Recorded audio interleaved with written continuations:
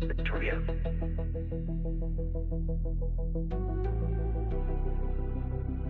Body love is triple. Every read exacerbate triple from your eyes.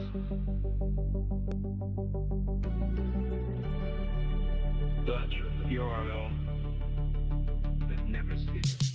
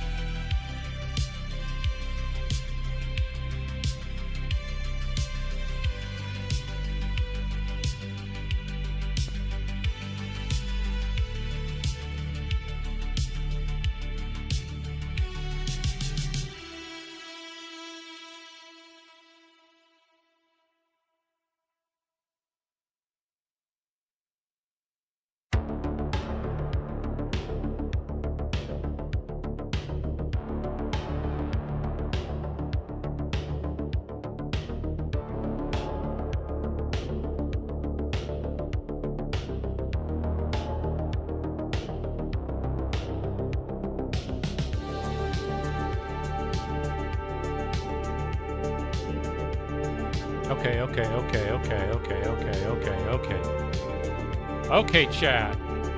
What's up? How you guys doing? What's going on? Yeah.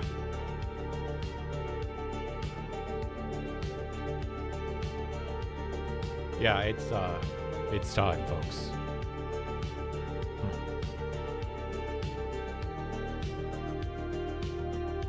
Yeah, no, it's just time.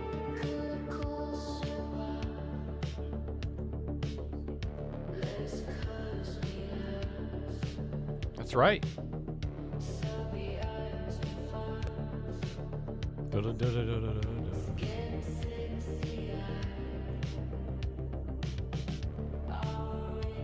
That's right. We get echo. Let's put it. Eco.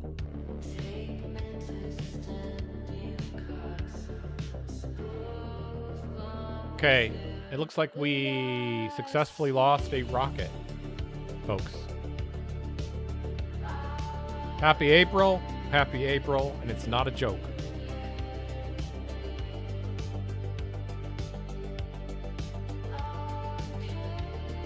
That's right, chat.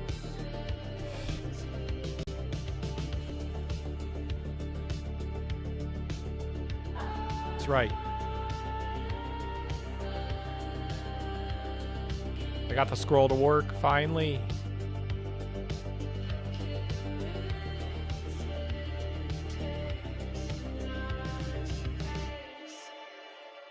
Let's go to NASA. Let's see if we can find a feed. All right. Here we go. Here's the live feed. Okay. We're in space, boys.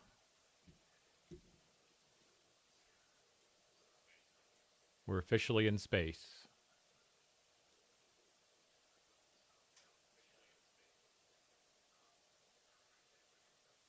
That's right. As you can see.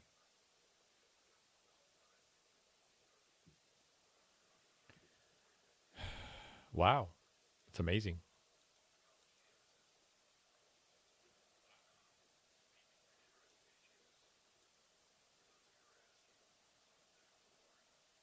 flying to the moon, boys. Okay, let's rewind this.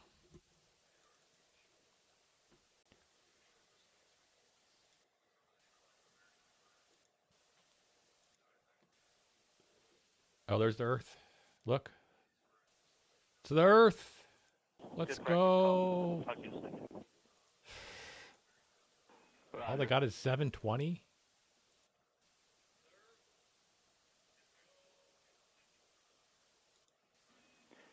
Thank you for that. With that, we also have an updated time for the handover from Teeters west to east.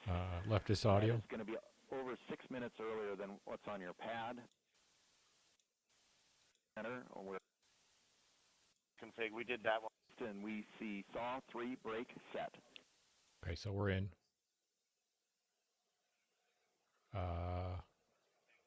Here's the full video. Okay.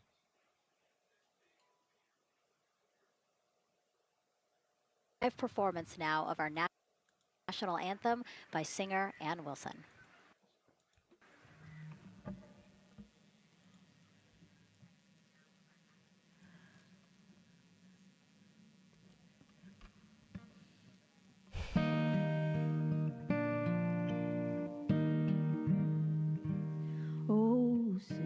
Honestly, it's great. Okay, here we go. Manufacturers and operation Right now, so Here we go. Everybody has everything. Here we go. 635 and 2 temperature. Okay. 248,000 miles. Ready? And here we go. All right, here we go. 10, 9, History 8, being made, folks. 7. RS-25 engines lit. 4, 3, 2. Good times. 1. Good times are about to Booster happen. ignition. We're actually And going to be in liftoff. space. The crew of Artemis II now bound for the moon. Humanity's next great voyage begins. Good roll pitch.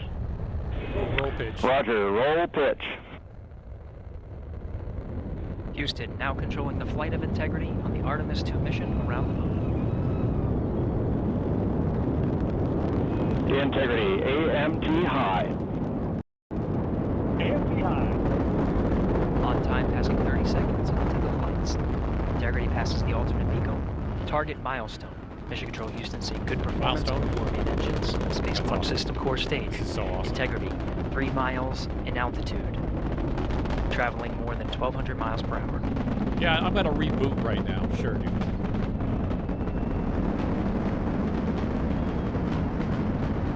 Listen to that. Oh. Yeah. That is fucking powerful, dude. Mission elapsed time passing 1 minute. Approaching 1 max Q. minute, and they're already going like On, possibly thousands upon thousands. Look at the Stand we are. fucking. You loud and clear on Ponce we are. Look at the burn behind the it. same. Communication signal transfer confirmed as Integrity and its crew go supersonic. Approaching 90 seconds into the Artemis II mission. Supersonic. Integrity is 14 Kabam. miles in altitude, 8 miles downrange, traveling more See how than the color 2,600 changed? miles per hour.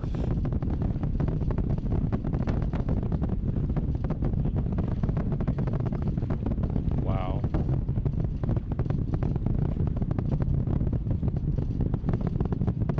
It's actually crazy. 1 minute 50 seconds of mission elapsed time, standing by for main engine throttle down to 85%, ahead of solid rocket booster separation, expected at the 2 minute 9 So second cool. mark. It's like 3 minutes of hell, and then you're just We coasting. see throttle down. They're in space. Confirmed separation. Main engine's Aw. throttling up, guidance Some of those confirmed. guys are older than me. They're probably like, finally. There we go. There's the two. They're coming in. Integrity, Oh, there they guidance go. converged, Look what they're performance 1, 2. nominal, upper stage RCS Whoa. Copy all, Stan. That's so cool. ready. Integrity, SM Okay, we got priming the complete. president live in a minute here, That's folks. priming complete. 2 minutes 45 seconds of mission elapsed time into the Artemis II mission. Thrusters on Integrity and upper President's stage gonna be confirmed live in in a a ready minute. state ahead of service module fairing separation. About a half hour. 3 minutes into the flight. They'll be late. Integrity 49 miles in altitude, 78 miles downrange. 50 miles up, Now passing 70 miles 5,000 miles per downstream. hour. Down launch. What do they call it? Oop. What was that? What was that? Oh, a secondary. Standing by for launch abort system jettison. Houston Integrity, good last jettison, great view. Oh, you can tell he's Copy, stoked. jettison. Team Eco 8 plus God, they're 02. so stoked right now. They're so stoked. We see The the amount sail of on board, preparation that Stan. went into this, it's crazy. And Houston has you loud and clear on Tidris at the common line. Yeah. Outstanding, common Stan. line. We have you the same. 3 minutes 50 seconds into the flight of Artemis II, Wiseman, Glover, Cook, and Hansen cross the boundary to space with good comm checks. GPS signals acquired after last jettison now working on internal checks to verify accuracy. Hell yeah, they made it. They're in Flight space. Dynamics officer analyzed the time of main Actually engine in cutoff, space. confirmed at 8 minutes 2 seconds, time of MECO.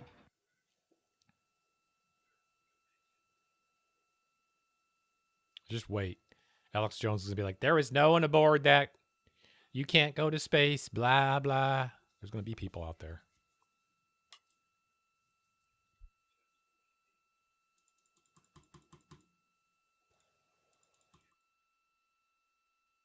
Yeah.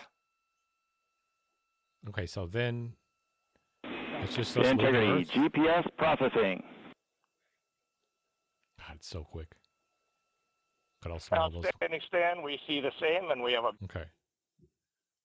So that's that. And then here's the live. Or wait, we had the live feed here. Here's the live feed.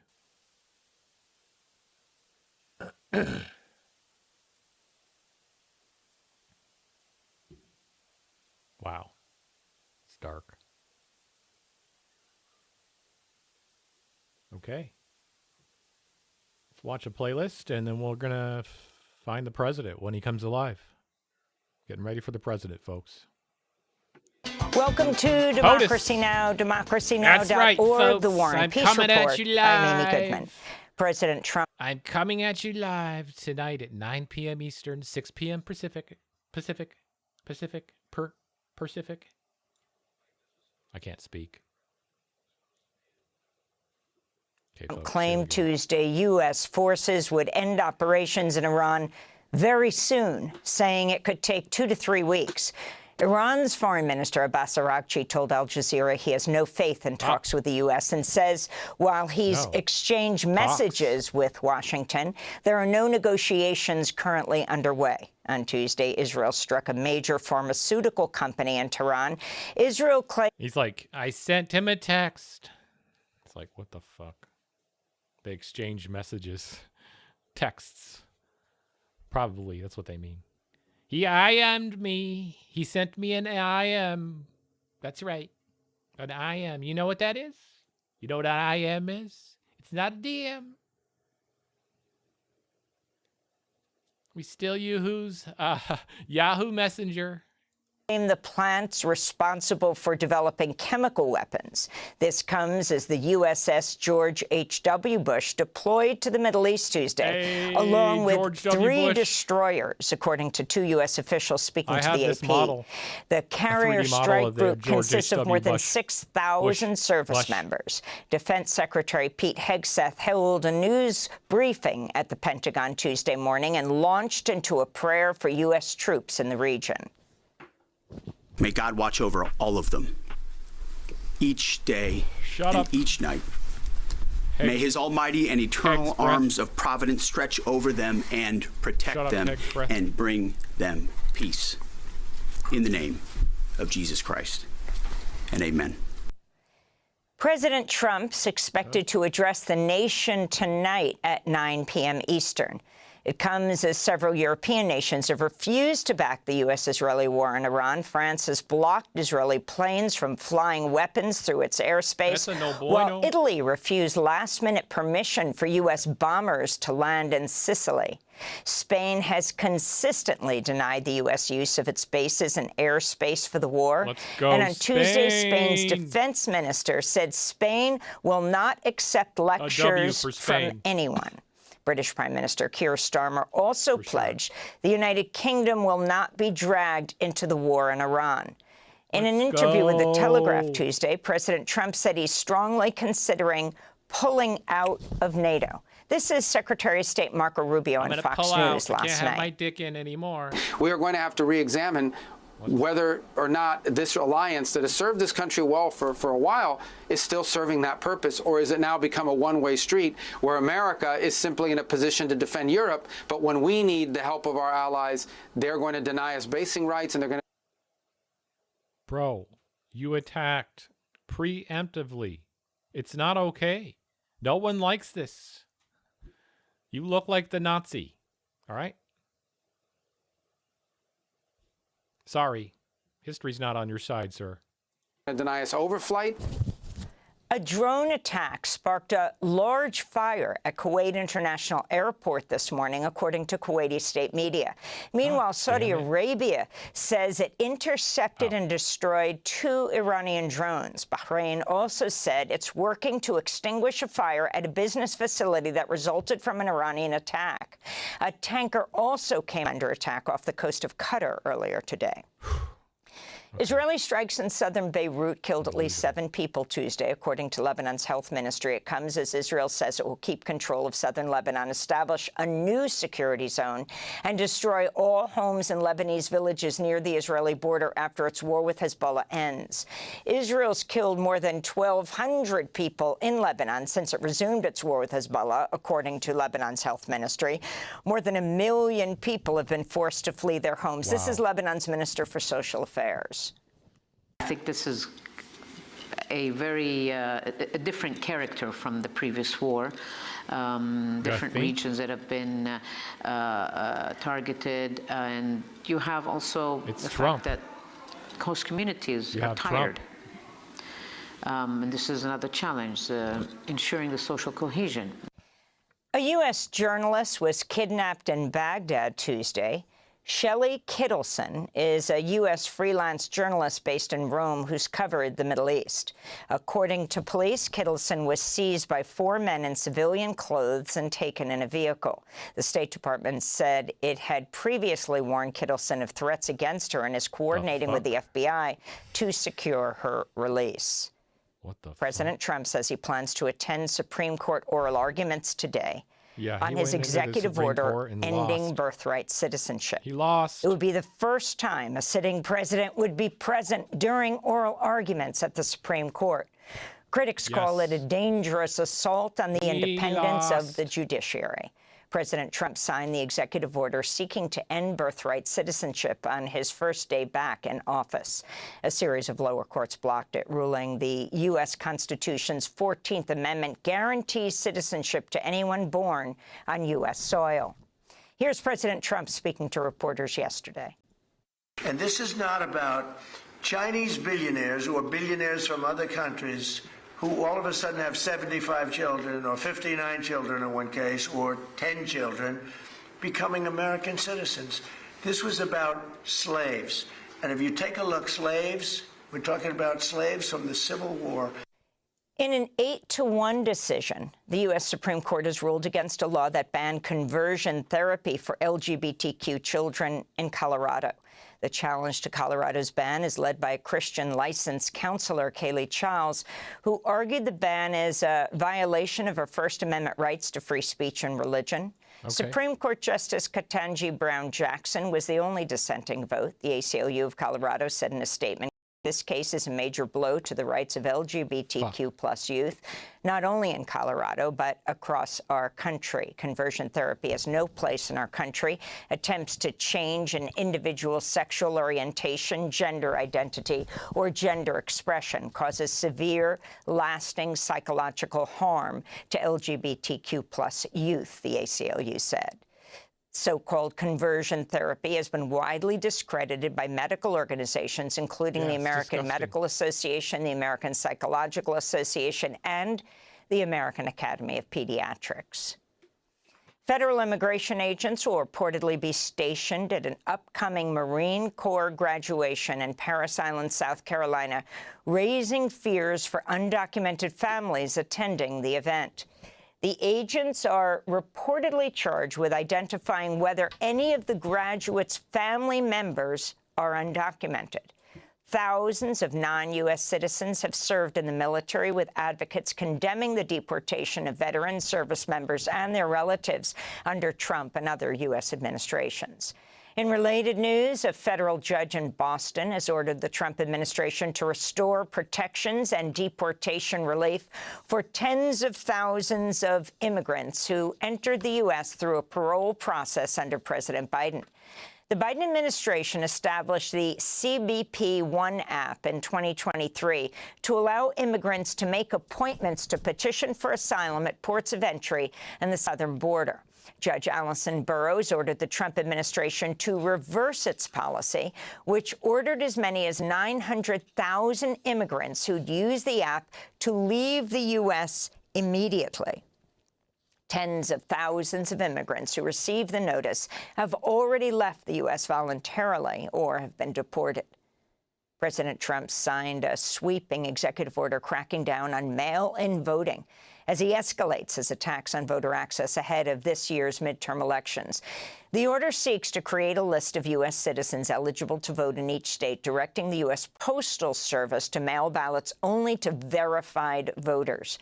Arizona's Democratic Secretary of State, Adrian Fontes, said in a statement, quote, "This executive order is a disgusting overreach from the federal government and shows how little the Trump administration understands about election administration. We will not let this order stand without a fight and will meet the federal government in court," Fontes said. Arizona is among several states the Trump administration has sued in order to access sensitive voter data. The state was also at the center of Trump's false claims of election fraud in 2020. In the last election, in the last month that President Trump voted in Florida, he mailed in his ballot. A federal judge has ruled President Trump's executive order defunding NPR and PBS is unconstitutional. Judge Randolph Moss of the U.S. District Court for the District of Columbia said in his ruling, quote, "The First Amendment draws a line which the government may not cross at efforts to use government power, including the power of the purse, to punish or suppress disfavored expression by others," unquote. President Trump's executive order last year spurred Congress to claw back $1.1 billion in federal funding for public media outlets, including PBS and NPR. Congress's rescission of the funds remains in place. Trump's executive order led to the closure of the Corporation for Public Broadcasting, which had funded public media in the United States for more than half a century.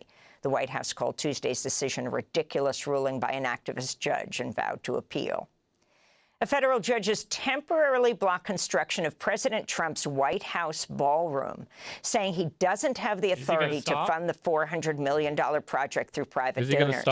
U.S. District Judge Richard Leon also said President Trump does not have the power to remodel the White House without congressional approval, writing in his decision, quote, "The President of the United States is the steward of the White House for future generations of first families. He is not, however, the owner," unquote. The lawsuit was brought by the National Trust for Historic Preservation. Earlier this week, Trump told reporters the ballroom would be a shed for a massive military complex being built underneath. And Canadian diplomat, politician, and human rights advocate Stephen Lewis has died of cancer at the age of 88. Lewis served as the Canadian ambassador to the United Nations and led Ontario's Progressive New Democratic Party, the NDP. He was also the father of socialist activist and documentary filmmaker Avi Lewis, who has just been elected as head of Canada's New Democratic Party. Stephen Lewis spent decades advocating for global HIV/AIDS awareness, co-founding AIDS-Free World. From 2001 to 6, he served as the UN Secretary General's Special Envoy for HIV/AIDS in Africa. We spoke to him in 2012 as one of the largest international AIDS conferences concluded in Washington, D.C. There's never a smidgen of that money available, Amy, for global public health. We're always struggling for the crumbs and the pennies from the table when we know the amounts of money that are available for other and more perverse purposes internationally. And that, too, has to end. And there we need voices in the G8 like those of President Obama to say, everything is distorted. The priorities are wrong. The human imperative is what should count, and we're making a grave mistake in our priorities. And those are some of the headlines.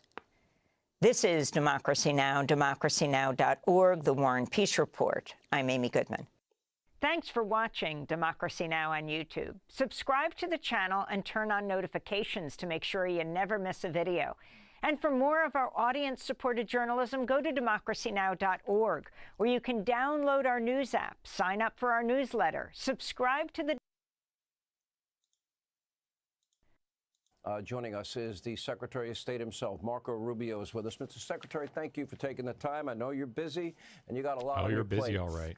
Can we start with the question for those Americans that may not understand why now? I want to go through this in great specificity and detail about the necessity of this.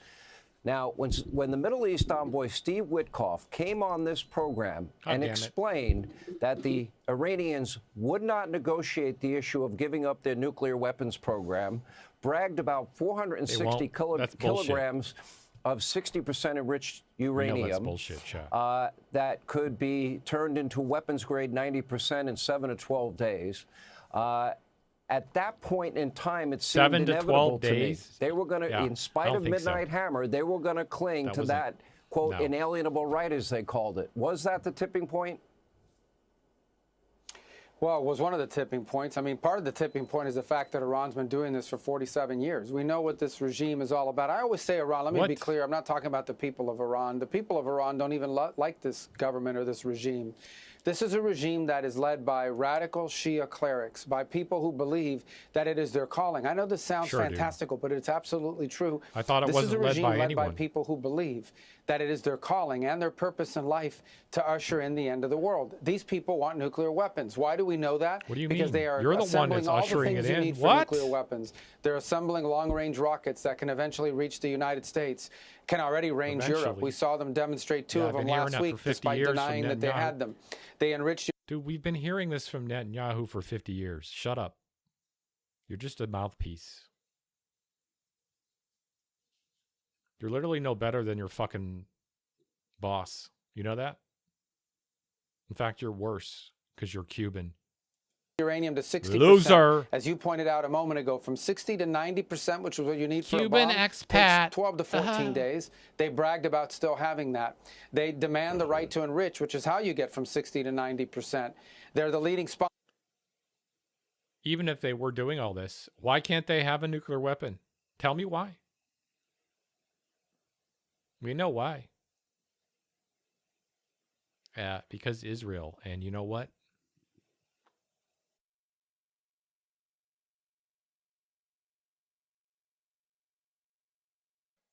You know what, chat? You know what, chat? He can't even say that. If you were to ask him a direct question, he'd have to tell you that. He'd have to tell you. Sponsor of terrorism, not in the region, in the world. They can never be allowed to have a nuclear weapon. I think it's which is what Israel President and Trump America. made very clear from the very first day of his presidency. In fact, from the very first day of his candidacy. When he came down that escalator in 2015, he talked about this. He's actually been talking about the threat of Iran before he was even a political candidate. And as president, he was not going to allow Iran to pose a threat to Americans now or future generations of Americans. So we had to act. And with very clear purpose. We are going to destroy their Air Force. We have largely done that. We were going to destroy their Navy, which we have largely achieved that. We were going to destroy We don't have to listen to this loser talk. He's talking about how we're going to destroy stuff. Yeah, he's a loser. This is the biggest loser we've ever had in this position. Not gonna lie, folks. It's bad. You hate to see him. We are well on our way Cuba's to achieving next, that, boys. and we were going Watch to wipe out. out their defense industrial base, meaning the factories that make the drones and the missiles. We are on our way to doing that. Those were our 4 objectives, because those are the 4 things they were going to hide behind to then develop a nuclear weapon and threaten the world if they tried to do anything about it. That was not going to happen under President Trump. We are well on our way. We are on or ahead of schedule on each of those 4 objectives, and we can see the finish line. I feel so it's much not today, better about it's the not war. tomorrow, but it is coming. We are going to get to the point where our military will have achieved all of its objectives in this mission, and they're doing so with extraordinary efficiency. No, we need more. Something that I think will go down in history as one of the best-run tactical military operations in modern times. You know? We'll get back to that timeline in a second, because both you and the president have said weeks. It's not going to be months. One thing I think we've learned, and if you can expand on this, because if you have nuclear capability, you also need the delivery system.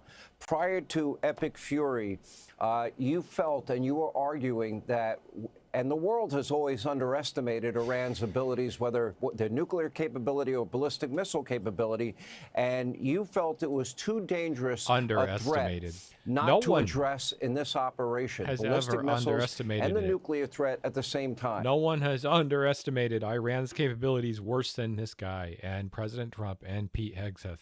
Okay, yeah, he is correct. The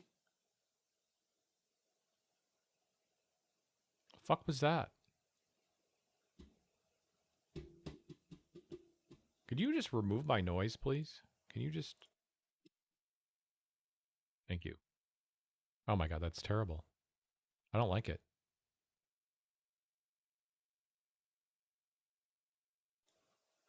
Remove constant noise. Doesn't work. Double.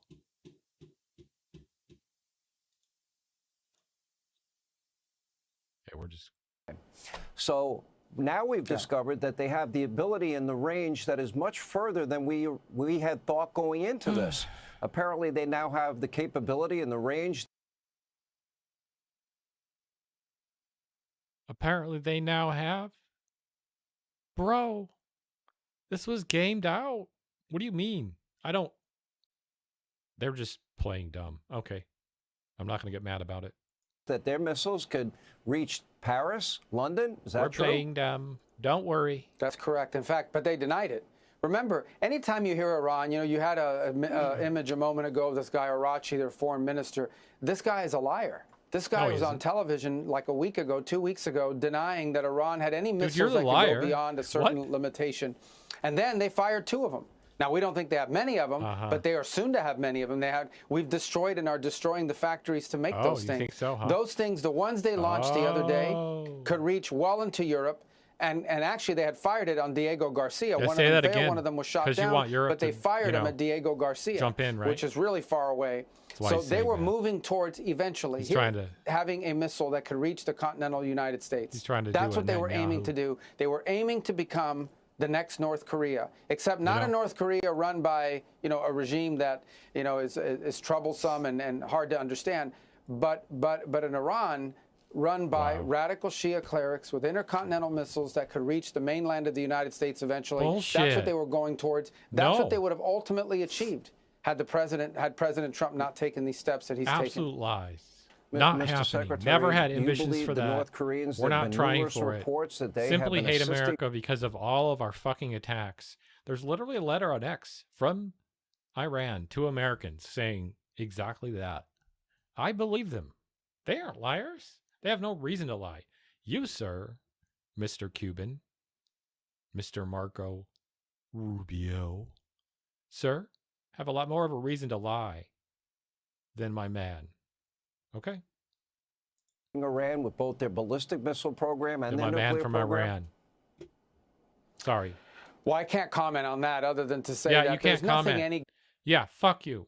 You know, government is doing or any country in the world is doing now to help Iran that is in any way impeding our mission. I said it. That's right. Do they have countries that have helped them in the past? Yes, they have. I mean, and by the way, Iran also helps other countries by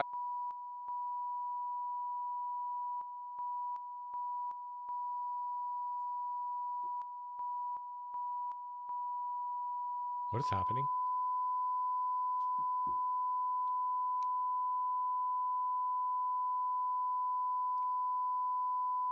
Hello? Providing drones and rockets and things of that nature that they've developed themselves.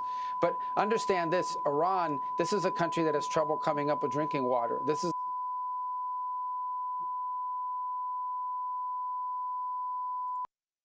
Jesus Christ, Fox News. a country whose economy is in shambles. It's going to be even worse off after this operation. This is a country whose people have been protesting in the streets because not just the lack of freedom, but the lack of economic opportunity, because they've taken all of their money, all the money they have, the little money they have because of sanctions, and they've invested all of it in sponsoring terrorism, in building long-range missiles, increasing the range of their missiles every year, and building thousands of them, and building these one-way attack drones that they're using against their neighbors. That was the feed. This is what they put their money towards, and this is what they were going to continue to do. They refused to negotiate on missiles. They refused to even negotiate on terrorism. He's lying. And they refused to negotiate on enrichment. They demand the right to enrich. So for all these people out there talking about how this could have been avoided, they were given every opportunity in multiple talks, and all they did is either reject or delay. And that's not going to happen under President Trump. I don't think so. He's not going to allow Iran to become a nuclear power on his watch and threaten America now.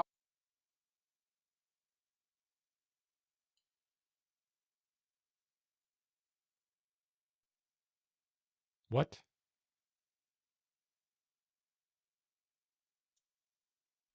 I can't. Or in the future. Mr. Secretary, I guess the ideal situation would be a negotiated settlement. The president gave and had said publicly over and over again before Midnight Hammer and before Operation Epic Fury, and he's saying to the people that the fourth, fifth tier, whatever level of leadership remains, he's saying to them now he would prefer a negotiated settlement. Now, apparently, they have some power because they promised the president that they would allow 20 specific tankers through the Strait of Hormuz, and my understanding is those tankers made it through. So they must have some degree of power. The difference here is, will the fourth, fifth tier level of leadership, will they be smarter than tier 1, 2, and 3? And will they make the deal, or will they be facing, death themselves in the near future? Well, first of all, we can't ignore that for 47 years they've avoided and rejected any effort to negotiate. Also, that doesn't mean we're going to stop trying. The President Trump always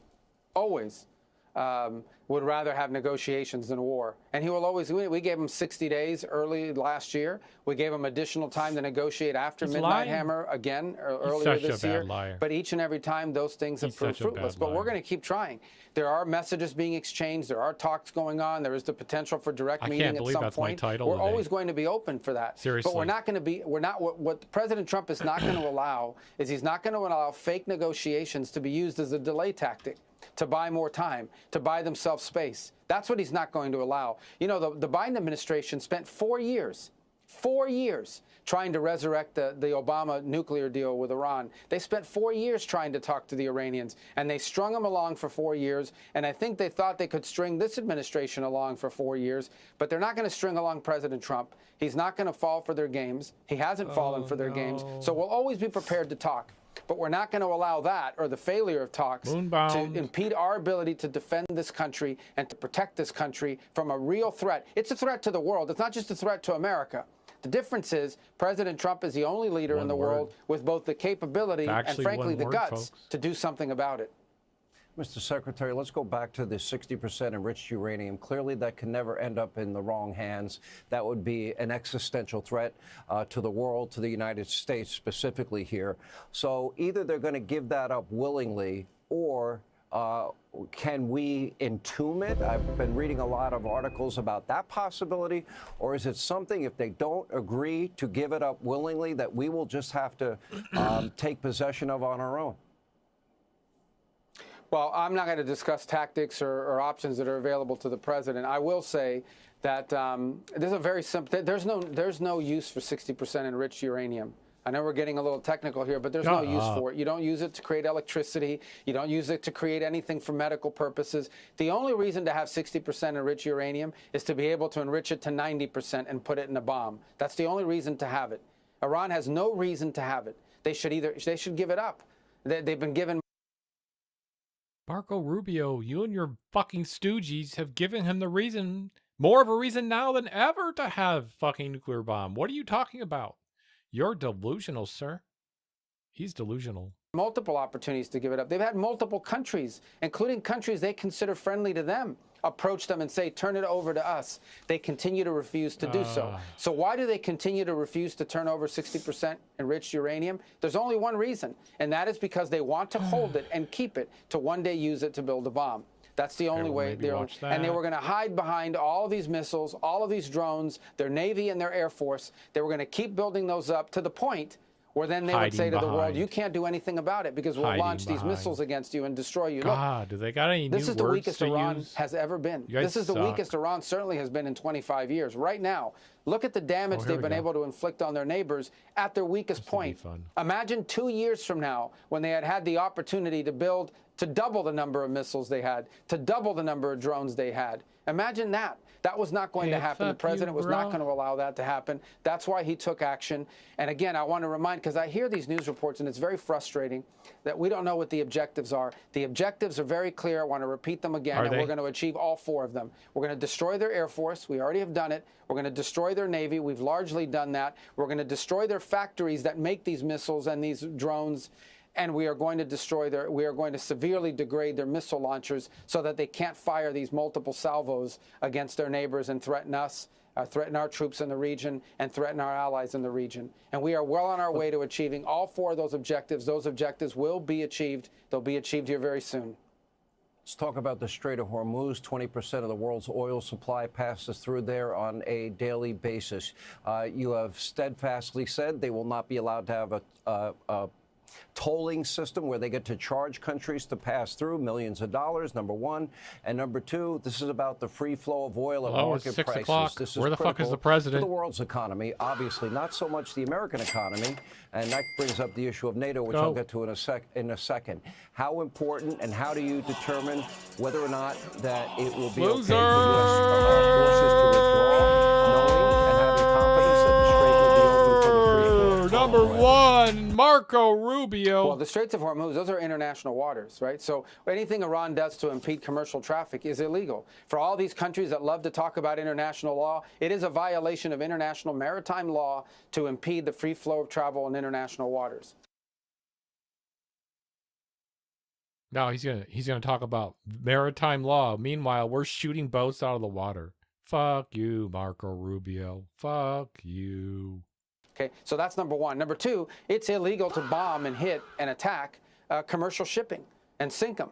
I mean, that's what the Nazis did during World War II in the Atlantic. And that's what they're doing now to ships that from countries they don't like, that are flagged by countries they don't like. These are terroristic acts that they're undertaking. And so the United States gets very little energy through the Straits of Hormuz. Our allies ship out a lot of oil through there, meaning our Gulf allies. And certainly countries in Asia and Europe depend on it. We depend very little on the Straits. So this, if in fact Iran decides to set up a toll, if in fact Iran decides that they're going to illegally control the Straits of Hormuz or decide they're going to try to do that, look, I imagine that'll be the president's call whether he wants to help. But this is a problem for the world.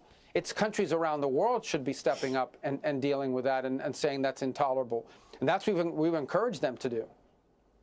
Let me ask you about NATO. You said that our NATO allies have been disappointing. Specifically, I know you're talking about Spain, Great Britain, France, even Italy now, and that after all of this is done, we will re-examine this relationship, and especially when it comes to, we pay 2/3 of the freight when it comes to NATO defense, and if it's just, quote, about us defending Europe, you said, you know, at this point, how do we call that? And we can't have our landing rights in European nations, our allies, at a time when we need them. What good is that alliance?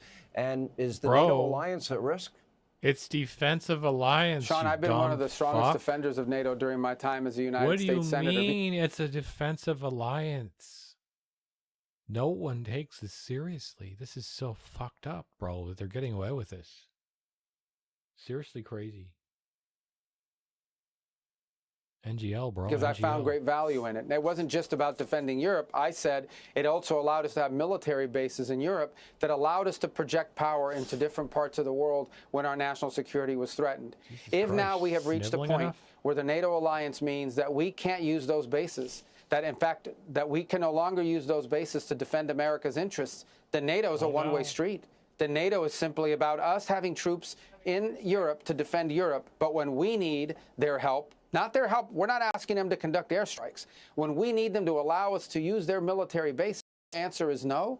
Then why are we in NATO? You have to ask that question. Why do we have billions and billions of dollars, hundreds of billions of dollars, over the years, trillions of dollars, and all these American forces stationed in the region? If we can only use, in our time of need, we're not going to be allowed to use those bases. So I think there's no doubt, unfortunately, after this conflict is concluded, we are going to have to re-examine that relationship. We're going to have to re-examine the value of NATO and that alliance for our country. Ultimately, that's a decision for the president to make, and he'll have to make it. We're going to finish the job here. As I said, we're very, very close to achieving our objectives on all of these things that I've outlined. But I do think, unfortunately, we are going to have to re-examine whether or not this alliance that has served this country well for a while is still serving that purpose, or is it now become a one-way street where America is simply in a position to defend Europe, but when we need the help of our allies, they're going to deny us basing rights and they're going to deny us overflight? I think these are very legitimate questions that we need to be asking, and this are going to have to be very carefully examined after this conflict is over. We pay two-thirds of that budget. We spend nearly $1 trillion a year. I'd be negligent while I have you if I didn't ask for an update on Venezuela.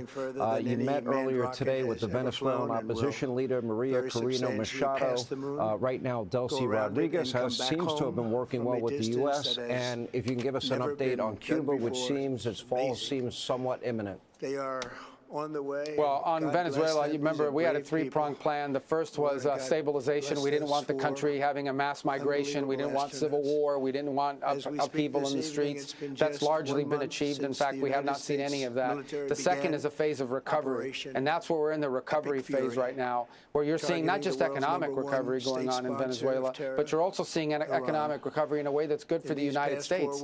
I mean, they are shipping all of that oil to our refineries, and that money's being, the profits from that is being deposited into bank accounts controlled by the United States Treasury, and the money is going to the benefit of the Venezuelan people, not being stolen. Part of that recovery is you've seen hundreds of political prisoners freed. You've seen this very infamous jail that they were putting all the political prisoners has been closed. It's only been 3 months. What's been achieved in Venezuela in just 3 months is nothing short of extraordinary. Ultimately, there will have to be a transition phase. There will have to be free and fair elections in Venezuela, and that point has to come. And that has to, it's not forever, but we have to be patient, but we also can't be complacent. And so I feel very good about the progress we made in Venezuela in 3 months, and all the doomsdayers that were saying after Maduro was taken prisoner, as he should have been, and brought to justice, that all these things were going to go terribly wrong. Well, I think they need to admit that they were wrong. So far, so good over the last 3 months in Venezuela. As it has been for 5 years under my presidency, is winning, and now winning bigger than ever before. Before discussing this current situation, I also want to thank our troops for the masterful job they did in taking the country of Venezuela in a matter of minutes. That hit was quick, lethal, violent, and respected by everyone all over the world.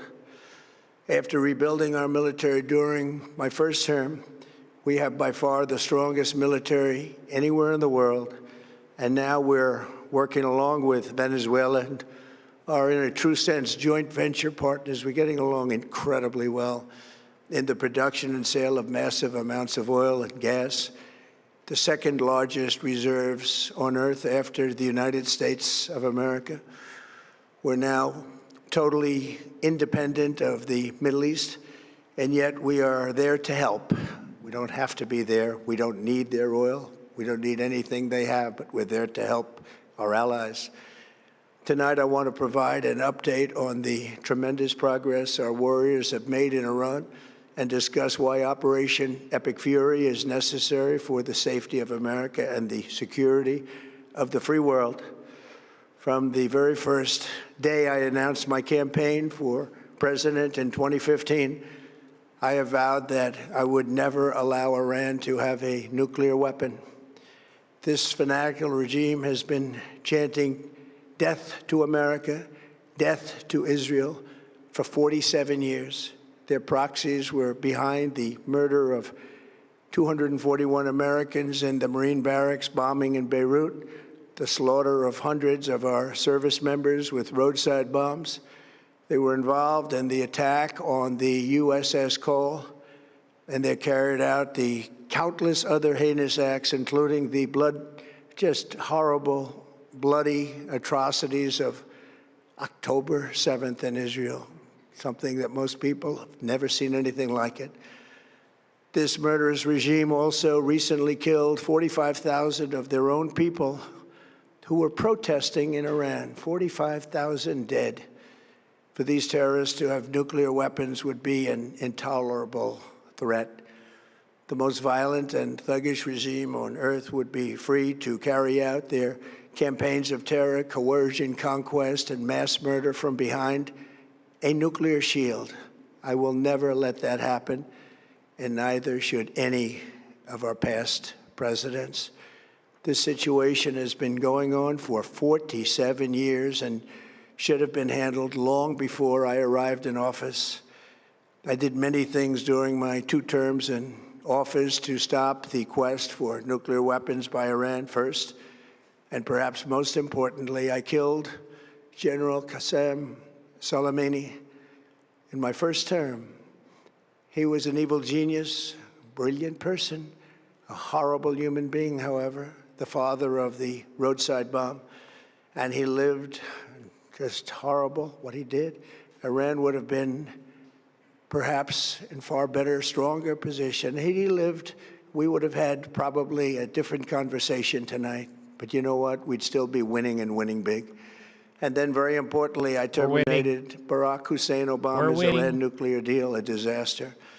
Obama gave them $1.7 billion in cash, green cash. Took it out of banks from Virginia, D.C., and Maryland, all the cash they had. Who cares? Flew it by airplanes in an attempt to buy their respect and loyalty, but it didn't work. They laughed at our president and went on with their mission to have a nuclear bomb. What does he have to His do with Iran deal would have led to a colossal arsenal of massive nuclear weapons for Iran, and they would have had them years ago, and they would have used them. Would have been a different world. There would have been no Middle East and no Israel right now, in my opinion, the opinion of a lot of great experts, had I not terminated that terrible deal. And I was so honored to do it. I was so proud to do it. It was so bad right from the beginning. Oh, my God. Essentially, I did what no other president was willing to do. They made mistakes, and I am correcting them. My first preference was always the path of diplomacy, yet the regime continued their relentless quest for nuclear weapons and rejected every attempt at an agreement. For this reason, in June, I ordered a strike on Iran's key nuclear facilities, an Operation Midnight Hammer. Nobody's ever seen anything like it. No, we haven't. You're Those right. beautiful B-2 bombers performed We've never seen anyone fail so badly. We totally obliterated those nuclear sites. The regime then sought to rebuild their nuclear program at a totally different location, making clear they had no intention of abandoning their pursuit of nuclear weapons. They were also rapidly building a vast stockpile of conventional ballistic missiles and would soon have had missiles that could reach the American homeland, Europe, and virtually any other place on earth. Iran's strategy was so obvious. They wanted to produce as many missiles as possible, and they did, with the longest range possible. And they had some weapons that nobody believed they had. We just learned that out. We took them out. We took them all out so that no one would really dare stop them. And their race for a nuclear bomb, a nuclear weapon like nobody's ever seen before. They were right at the doorstep. What do you mean? We've got hundreds of them. For years, everyone has said that Iran cannot have nuclear weapons. But in the end, those are just words if you're not willing to take action when the time comes. As I stated in my announcement of Operation Specifically aimed at the White House? Our objectives are very simple and clear. We are systematically dismantling the regime's ability to threaten America or project power outside of their borders. That means eliminating Iran's Navy, which is now absolutely destroyed, hurting their Air Force and their missile program at levels never seen before, and annihilating their defense industrial base. We've done all of it. Their Navy is gone. Their Air Force is gone. Their missiles are just about used up or beaten. That's why we're going to Taken together, these actions will cripple Iran military, crush their ability to support terrorist proxies, and deny them the ability to build a nuclear bomb. It's fine. Our armed forces have been extraordinary. There's never been anything like it militarily. Everyone is talking about it, and tonight I'm pleased to say that these core strategic objectives are nearing completion. As we celebrate this progress, we think especially of the 13 American warriors who have laid down their lives in this fight to prevent children from ever face a nuclear Iran. Twice this past month, I have traveled to Dover Air Force Base, and it's been something. I wanted to be with those heroes as they return to American soil, and I was with them and their families, their parents, He didn't take their his wives, Adderall. their husbands. We salute them, and now we must honor them by completing the mission for which they gave their lives. And every single one of the people, their loved ones said, please, sir, please finish the job, every one of them. And we are going to finish the job, and we're going to finish it very fast. We're getting very close. I want to thank our allies in the Middle East, Israel, Saudi Arabia, Qatar, the UAE, Kuwait, and Bahrain. They've been great, and we will not let them get hurt or fail in any way, shape, or form. Many Americans have been concerned to see the recent rise in gasoline prices here at home. This short-term increase has been entirely the result of the Iranian regime launching deranged terror attacks against commercial oil tankers in neighboring countries that have nothing to do with the conflict. This is yet more proof that Iran can never be trusted with nuclear weapons. They will use them, and they will use them quickly. It would lead to decades of extortion, economic pain, and instability worse than we can ever imagine. They'll use the them United quickly, States has like never no one been else better has ever prepared seen. economically to Like no one's confront ever this threat. seen. You They'll all use know them. that. We built the strongest economy in history. We're going through it right now, the strongest in history. In 1 year, we've taken a dead and crippled country. I hate to say that, but we were a dead and crippled country after the last administration and made it the hottest country anywhere in the world by far, with no inflation, record-setting investments coming into the United States, over $18 trillion, and the highest stock market ever, with 53 all-time record highs in just 1 year. It all positioned us to get rid of a cancer that has long simmered. It's known as the nuclear Iran, and they didn't know what was coming. They've never imagined it. Remember, because of our Drill Baby Drill program, America has plenty of gas. We have so much gas. Under my leadership, we are #1 producer of oil and gas on the planet, without even discussing the millions of barrels that we're getting from Venezuela. Because of the Trump administration's policies, we produce more oil and gas than Saudi Arabia and Russia combined. Think of that, Saudi Arabia and Russia combined. And that number will soon be substantially higher than that. Okay, we saw. There's no country like us anywhere in the world, and we're in great shape for the future. The United States imports almost no oil through the Hormuz Strait and won't be taking any in the future. We don't need it. We haven't needed it, and we don't need it. We've beaten and completely decimated Iran. They are decimated, both militarily and economically and in every other way. And no one believes you, the sir. countries of the world that do receive oil through the Hormuz Strait must take care of that passage. They must cherish it. They must grab it and cherish it. They can do it easily. President, easy, struggling to be read helpful, crazy. but they should My take God, the he's lead rambling. in protecting the oil that they so desperately depend on.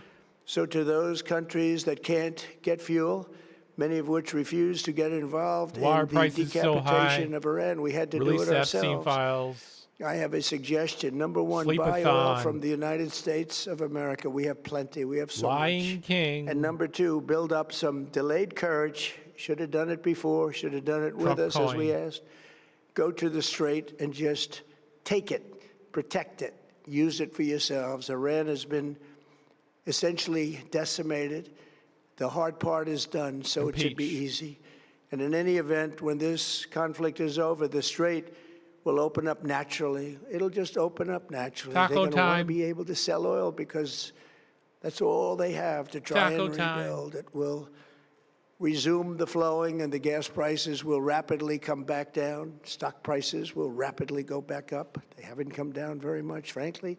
They came down a little bit, but they've had some very good days over the last couple of days. You better fucking We've done hope. Actually, much better than I thought. What you say in the We had next to take 10 that little minutes is going to journey be to Iran whether or to not get rid those of numbers this come down or horrible up. threat.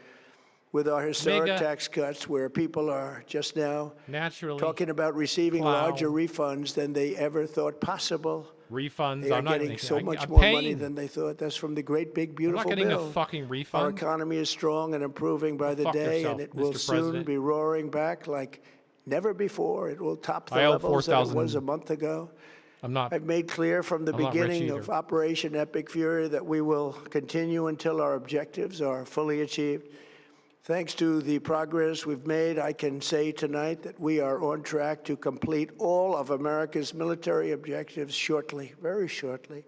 How shortly? We're going to hit them extremely hard over the next 2 to 3 weeks. We're going to bring them back to the Stone Ages where they belong. 2 to 3 weeks. In the meantime, discussions are ongoing. Regime change was not our goal. We never said regime change, but regime change has occurred because of all of their original leaders' death. They're all dead. 2 more weeks. The new group is less radical and much more reasonable. 3 weeks, Yet bro. if during this period of time no deal is made, we have our eyes on key targets. If there is no deal, we are going to hit each and every one of their electric generating plants very hard and probably He's just saying the simultaneously. same thing. We have not hit their oil, even though that's the easiest target of all, because it would not give them He's saying even the a same small shit he chance said. of survival He's or already said all this rebuilding. shit. But we could hit it, and it I'm would the be best. gone. I'm and the there's not a best. thing they could do about it. There's They have nothing no they can do anti-aircraft about it. equipment. Their radar is 100% annihilated. Decimated. We are unstoppable as a military force. The nuclear sites that we obliterated with the B-2 bombers have been hit so hard They've decimated that it it. would take months to get near the nuclear dust, and we have it under intense satellite surveillance and control. If we see them make a move, even a move for it, we'll hit them with missiles very hard again. We have all the Wow. cards, they have none. It's very Those hard important missiles, that we keep we like this those. conflict They're in hard. perspective. American involvement in World War I lasted 1 year, 7 months, and 5 days. Jesus, most of the World War comments II on Fox lasted News for 3 broadcasts. years, 8 This is the months, Fox and News 25 broadcasts are days. like, The fuck Korean this guy. War lasted for 3 years, 1 month, and 2 He's glitching. days. The Vietnam War lasted for 19 years, 19 5 months, years. and 29 days. This is only Iraq a month. went on for 8 years, 8 months, and 28 days. We are in this military operation so powerful, so brilliant against one of the most powerful countries for 32 days. And the country has been eviscerated. 32 and essentially days. is really no longer a threat. They were the bully of the Middle East, but they're the bully no longer. Oh yeah, they're This the is bully a of the true Middle East. investment Are you fucking kidding in your me? children and your grandchildren's future. The whole world is watching, and they laughing my can't fucking believe ass the off. power, strength, and Afghanistan, brilliance. lies, They just can't lies, believe what MAGA. they're seeing. They Best prez ever. leave it to your Gracias, Mr. imagination, Trump. but they can't believe what they're seeing. The brilliance of the embarrassing. United States military. Taco. Tonight, every American can Bow look your forward king, to a demo day rats. when we are Puke, finally puke. free from the wickedness of Iranian aggression and the What has he specter of accomplished? nuclear blackmail. Because of the actions He's we have rambling taken, like we a are on defeated the old cusp fool. of These are ending Iran's comments on the sinister live channel. threat to America and the world. And I'll tell you, the world is watching. And when Oh, we're watching all we right. do, when it's all over, the United States will be safer, stronger, more prosperous, and greater than it has ever been before. May God bless the men and women of the United States Armed Forces, and may God bless 20 minutes the United States of America. him saying the Thank same you very shit much, he and already good said. night. That's it, huh? Wow. What a fucking piece of shit. All right. Well, let's go to see what the 5 has to say. I'm Greg Gutfeld along with Emily Campagno, Jessica Tarloff, Jesse Waters, and she often gets picked up at the beach by seagulls. Dana Perino, the 5.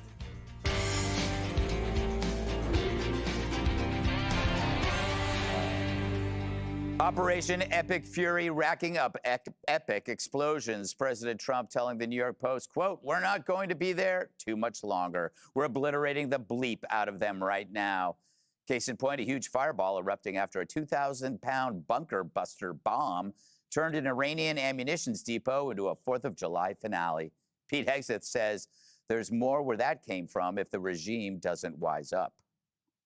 If Iran is wise, they will cut a deal. President Trump doesn't bluff and he does not back down. President Trump will make a deal he is willing. And the terms of the deal are known to them.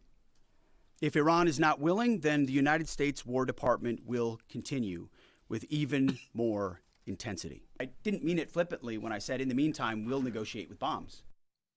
But Democrats don't want you to believe your lying eyes. We know Donald Trump is a serial liar. Of course, the big lie he told the country was that he was going to keep us out of foreign wars and not drag us into another war in the Middle East. We also know he's been lying when he claimed that we were in direct negotiations with the Iranians and that they're going to give us everything we wanted. You said that the president's not really negotiating with Iran. Is that because you haven't been briefed as a member of Congress on the diplomacy, or you think he's flat out lying? I think he's flat out lying. And if calling Trump a liar doesn't work, why not call our military Nazis? Our military, up until this administration, reflected, for the most part, our country. It represented all the various religions, all the various races, all the various ethnic backgrounds, all the different the genders, and that is being dismantled piece by piece by piece by making the military to be a white nationalist organization. Is absolutely reminiscent of Germany 1933 through 1939, and we cannot go there. Oh man. Dana, there's so many people adding to the noise. Yeah. No one adds any information or tries to That was really extreme. It was extreme. I mean, I don't know where they found him. And Chris Van Hollen, he never said foreign wars. He said forever wars. So it kind of leads me to a general question. Who do you listen to in this situation? You know, you have people who are like Joey Jones. Or Rob O'Neill, but then you have Iranians with a firm grasp of this situation, but there aren't a lot because we don't hear from them. So who do you listen to when you're listening to the administration and you listen to these people? How do you gauge? Well, I think if you are an omnivorous consumer of news and information, so you get a little bit of everything, then you certainly have your favorites or people that you trust. So like a General Jack Keane or a Joey Jones. And I would put, for example, there's some podcasts I like Call Me Back, which is by Dan Senor, has a lot of great guests on it. The thing is, as I'm listening to that, imagine that Iran was able to get the nuclear weapon on Donald Trump's watch.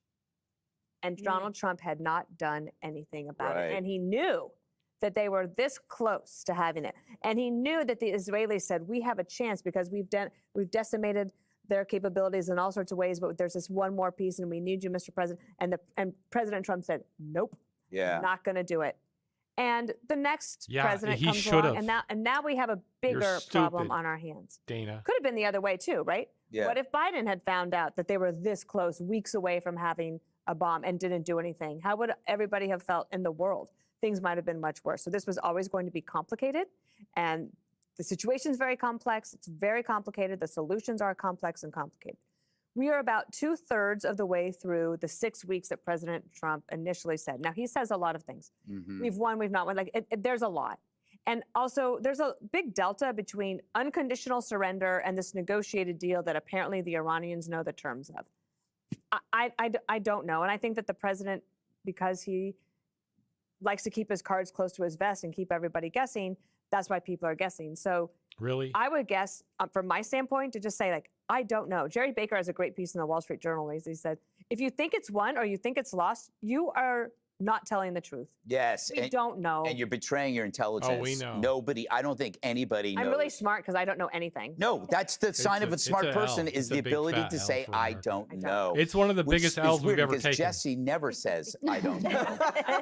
I'm happy to What call do it you right know, now. Jesse? It's so It's funny. a big So L. It's a we know fat because we're in L. television, when you book a guest like that they're going to accuse the military of being Nazis. So there's only two options. You know what he's going to say because the booker pre-interviews As they're the showing guest. us blow up So supposed, you want to put military someone targets. on the air to call soldiers Nazis. That's a programming decision by MSNBC. Or, and you've had this happen on your show, guest just comes out and just says something and you're like, oh my God.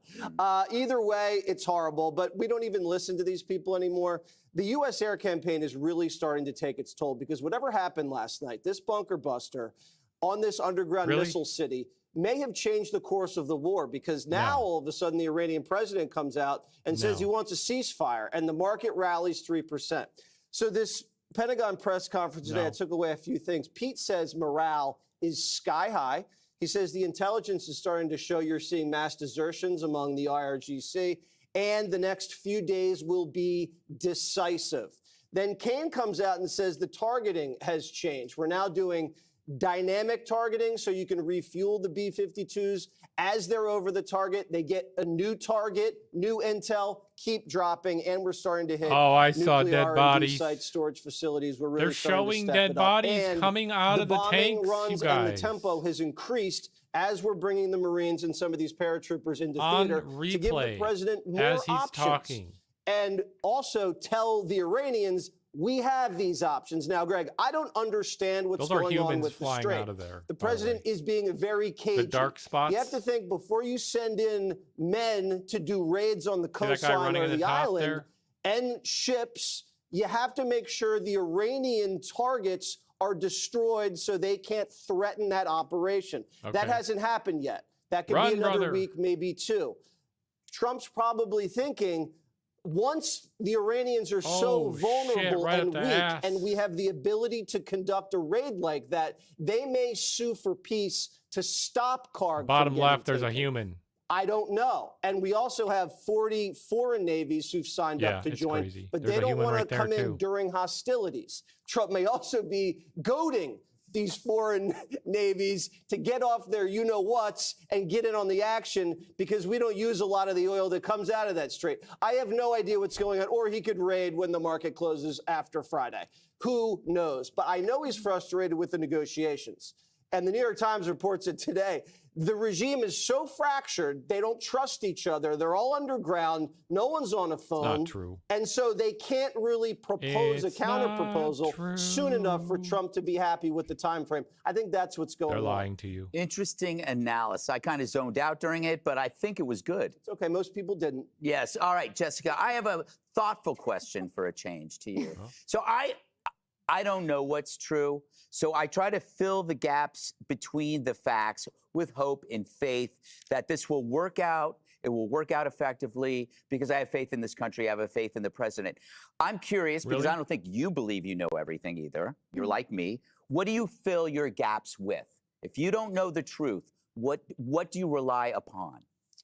I rely upon reporters who have had long careers in foreign policy, who are based in the region or have excellent sourcing in the region, because as Dana pointed out, you can't really talk to many Iranians at this point. Who's in there, by the way? What are the reporters? I mean, in the region, there aren't, I would not be at a Tehran bureau right now, but the New York Times, The Economist, the FT, they're all over there. We have great foreign reporting coming. Our coverage out of Israel is top of the line, and you see it. You see Trey Yanks splattered all over the other networks too, where they're taking his reporting. So I would say that falls in the fact area. What about the things you don't know? How do you, when you come here, you sit down, how do you talk about something you don't know?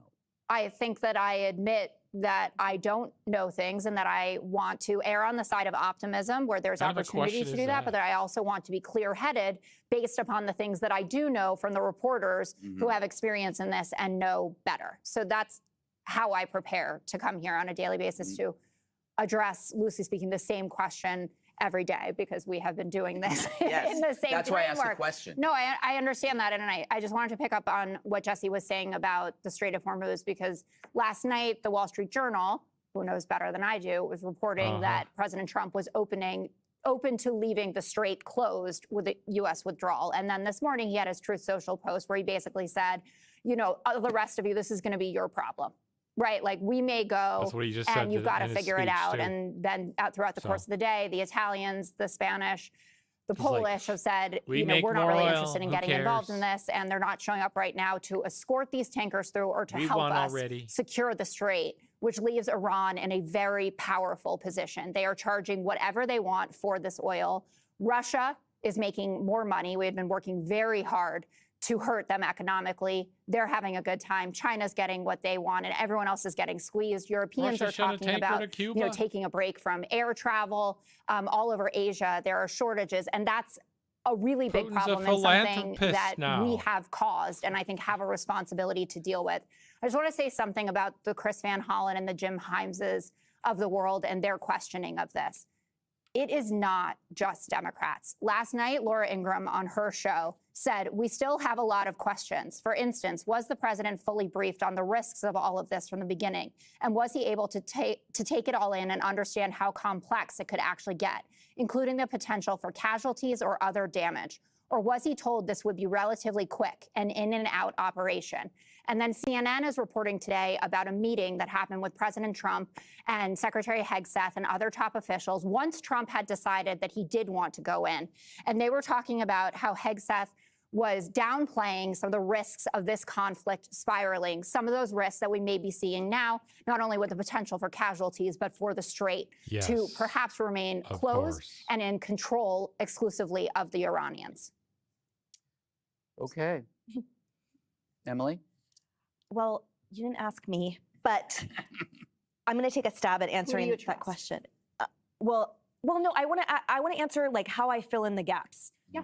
Because I was thinking about how, you know, as these journalists and these talking heads are all saying that this president is lying, they know with certainty that everything out of his mouth is a lie. Think about to myself, what establishes veracity and credibility? When you do trust someone, when you trust your spouse going out and you trust your parents growing up and these things, what is it? And it's what is demonstrated.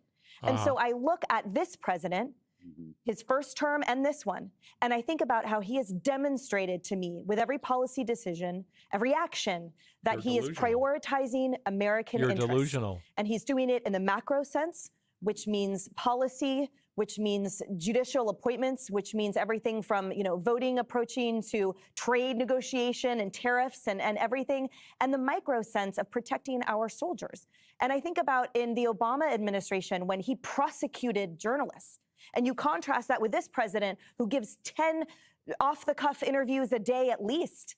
I think about the Biden administration that prosecuted soldiers for murder and contractors, and Hillary Clinton applauding this on and demanding some accountability on that part. And then you have this president that restores voices to the soldiers, that restores their paychecks to them, that restores some type of grace to them that they weren't extended in prior administrations. So I know, too, that I don't know anything. But what I fill the gaps in with is a faith that this president has my best interest in mind, both in that macro and in that micro sense, and that he will, with every decision, determine what is best for our country and for our soldiers. Well said. You're dumb. Be sure to like and subscribe. Yes, you are. The protester cult. That's the focus of tonight's angle. Oh, okay. We are united in our condemnation of this group. Touch our elbows, hands in the air. Touch our, what? What was that? All right, well, that was D.C. Well, I drove past some of the No Kings foolishness in Sonoma County, California this weekend. They're there and across the country. It seemed like kind of a lame talent show for the old hippie set. I want to introduce you to the Raging Grannies from Austin. They're going to be performing for us. And so, Grannies, take it away. We are resistance grannies. We're terrible other grannies.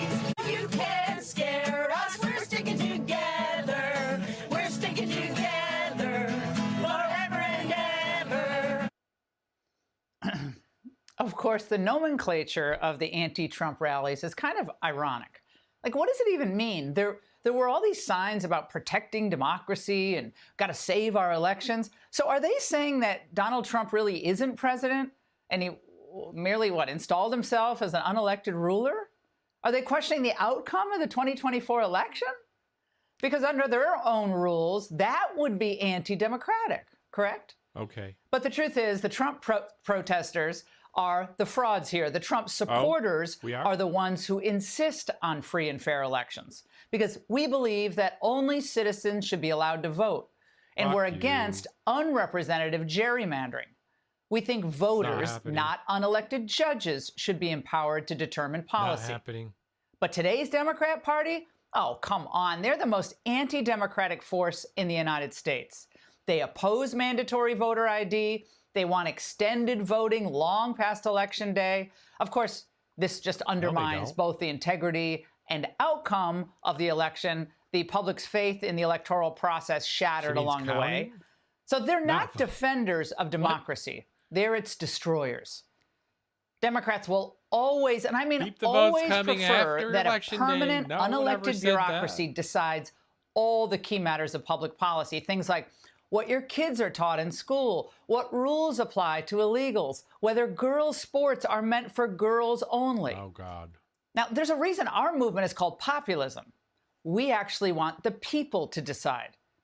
Look, if push came to shove, the globalist socialist coalition that rallied over the weekend, they'd much prefer to be living under the UN or the EU, or frankly, I think they'd rather live under President Xi than live under President Trump. There is only one solution. There is only one solution. Communist revolution. Let's go. Yeah, communist flags. Recent history shows us that Democrats love tyrannical rule as long as they're the ones ordering everyone around. Communist flags. Now think about the dictatorial COVID policies of Newsom, of Whitmer, of Pritzker that destroyed schools, destroyed businesses, and hurt churches in our Democrat-run cities. Huh? And who are they all kidding? We all saw them on bended knee like subjects before the monarch. Back in 2020, they were literally prostrating themselves before Black Lives Matter after George Floyd's death. It was performative then, and it's performative now, which perfectly sums up the Democrat Party. All stunts, no solutions. No policies, certainly no policies that will make your life better, that will help grow the economy or keep our streets safer. It's only retribution and punishment for the American people. And of course, a push to dismantle our American tradition. And that's the overriding goal of one of the main groups behind No Kings. According to Fox Digital, the group Indivisible, funded in part by socialist billionaire George Soros, was on the permit for the Minnesota flagship march, and a web of other radical Marxist and communist groups funded by Neville Roy Singham, they're also involved. Now remember, Singham is a communist himself who abandoned America to live in China. What could go wrong? So, of course, the flags and the banners at the New York rally, they make a lot more sense. You know, they're commie banners. No kings allowed, but yeah, commie dictators, welcome? How does any of this make any sense? Although overwhelmingly, most of the weekend's No Kings rallies were peaceful. That's nice. The anti-ICE nutbags, though, they got into the mix in L.A. with this message of love and understanding. Yeah. Glad the Angle team had already left L.A. by then, the city of angels, where tear gas is akin to their dinner bell. Time to go home, kids.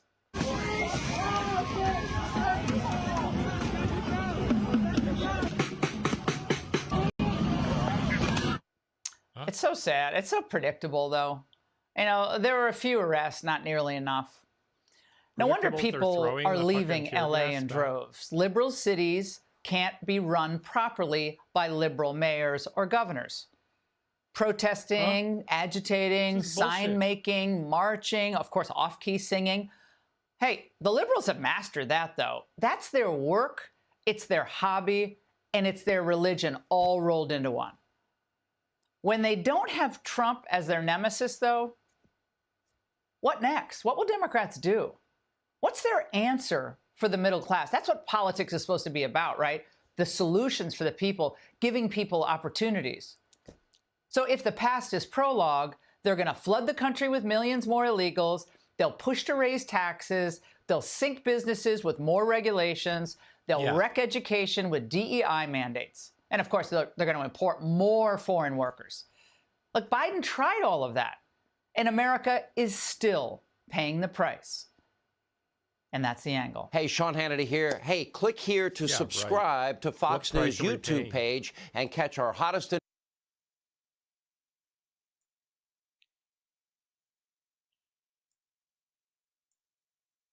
All right, listen up. We need to do hardcore, continued, pervasive, reputational damage to psycho loser J.D. Vance. He is the heir apparent to MAGA. When Trump's gone, this movement does not end. It will be incubated into something worse. And who could be worse than Donald Trump? That person is J.D. Vance. He's younger. He's a bigger prostitute than Trump is. And he is owned, bought, and paid for by all of the oligarchs.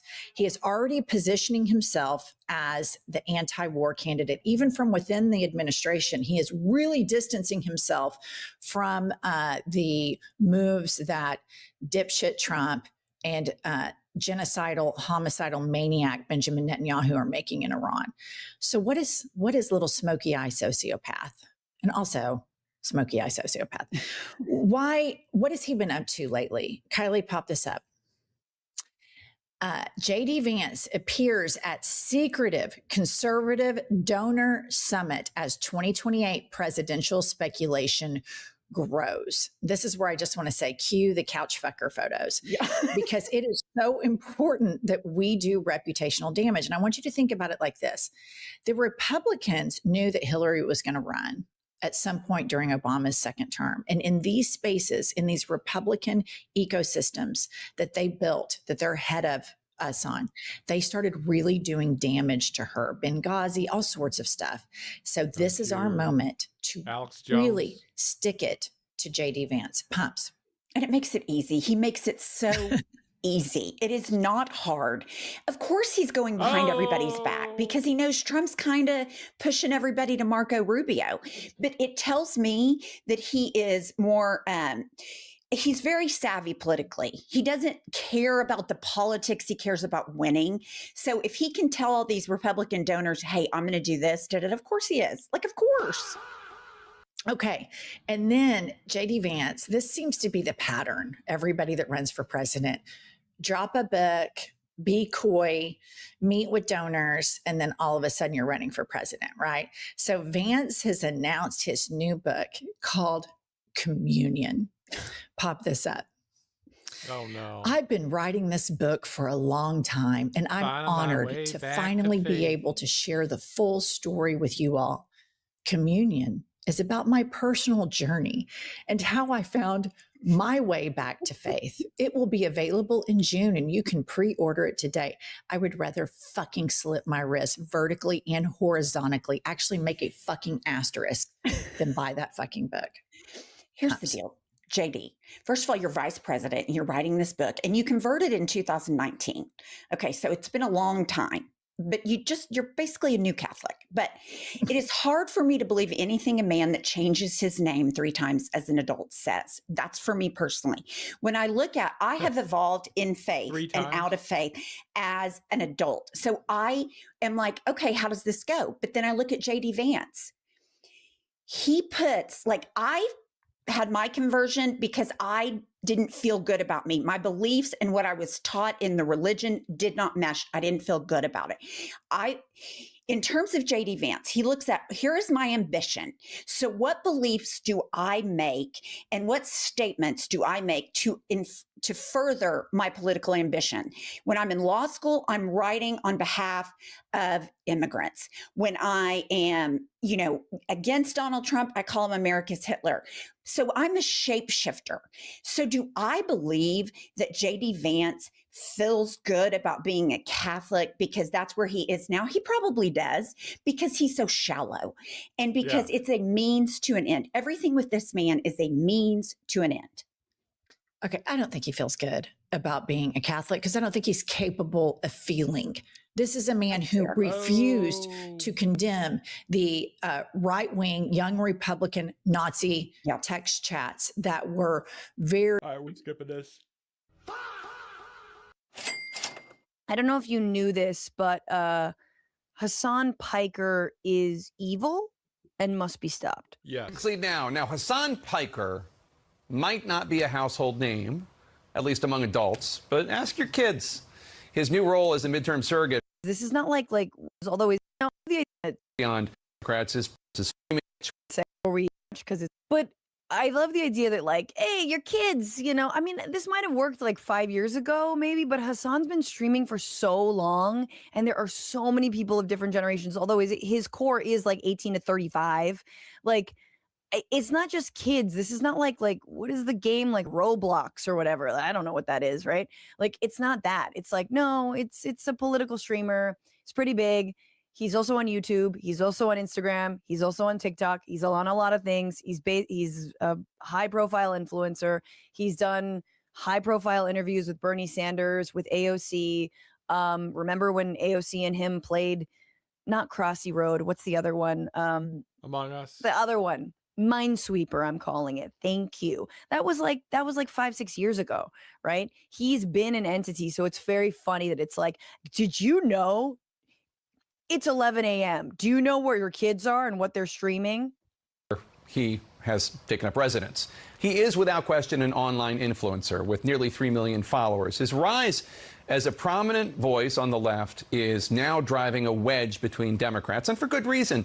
Hassan Piker's past and present is checkered with controversial, if not outrageous, if not bigoted state comments like this one.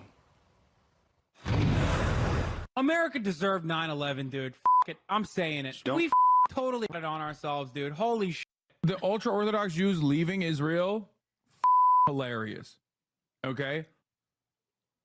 If they serve in the military and then they get their untrained inbred asses shipped into southern Lebanon, again, very funny. That is funny.